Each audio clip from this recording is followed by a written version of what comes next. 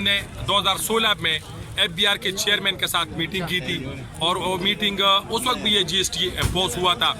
پھر ہم اس کو پروپوزل سبمٹ کیا کہ ہماری را مٹیریل جو ہے وہ بجلی ہے, تو برائے مہربانی بجلی کے سر پر یونٹ کے حساب سے ہم سے آپ GST لے رہے ہیں. وہ فارمولہ طے ہو گیا اور وہ فکس کے حساب سے ہم ہر فیکٹری والے وہ GST دے رہے تھے.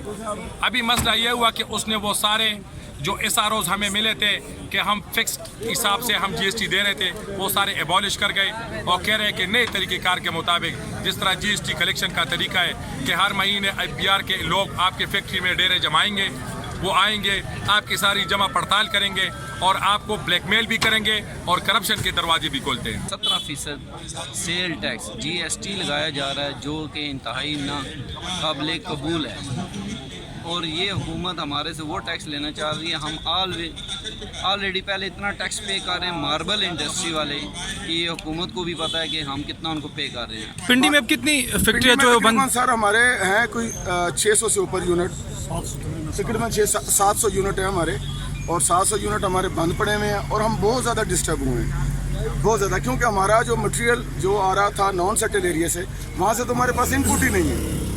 جب ہمارے پاس ان پٹ نہیں ہوگی تو ہم کیسے اپنی فائل کریں گے سیل ٹیکس کو.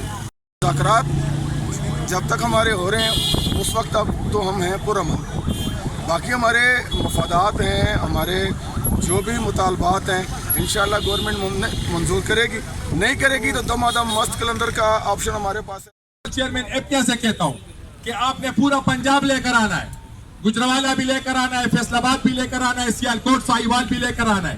پنڈی والے تو غریب یہاں ہیں وہ تو پہنچ جائیں گے, لیکن کراچی سے بھی لوگوں کو لانا ہے تاکہ ان کو پتہ چل سکے کہ یہ پورے پاکستان کے لوگ یہاں پہ آئے ہوئے ہیں. بالکل نامنظور ہے, بالکل نامنظور ہے, اور یہ طریقہ کار بھی نامنظور ہے. یہ ہمارے ساتھ زیادتی ہے, ظلم ہے. ہم یہ ظالمانہ نظام نہیں چاہتے.